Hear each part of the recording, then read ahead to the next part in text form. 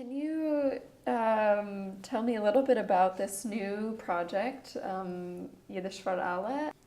Well, the Jidisz Far Alle is very much to popularize the Yiddish language and culture to an audience that maybe never have met this culture before.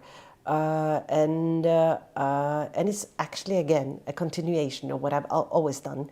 So, but here I'm just a project manager and have kind of figured out the project with the university, with other people. It's not only me, it's Joassa Lisek from the university, who is teaching Yiddish also, is very much involved in this project, and our partners in Norway, the Jewish Museum in Oslo, the Holocaust Museum in Oslo, a Jewish festival in Trondheim, and another theater with a very famous Norwegian playwright who will be performed in Yiddish here.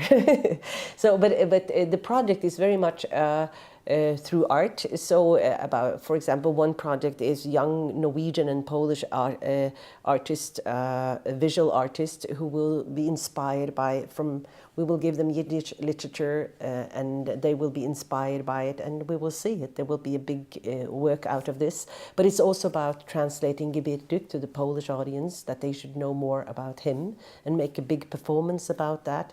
We're making a CD about subject is only women in the Yiddish culture, literature.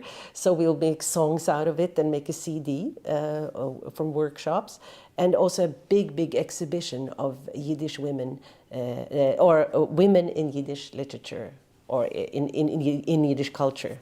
So, because the women play such an important role in this culture. And it's interesting to show from a women aspect.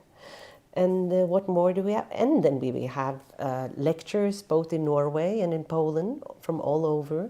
And you will be able, people in Wrocław will be able to learn Yiddish over a 2-year period, and they will get credits at the university that we have already organized.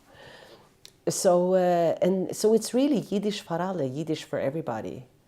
And so we're very proud to be able to do this project with Norway, and it's a special fund, and it's a 3 years project.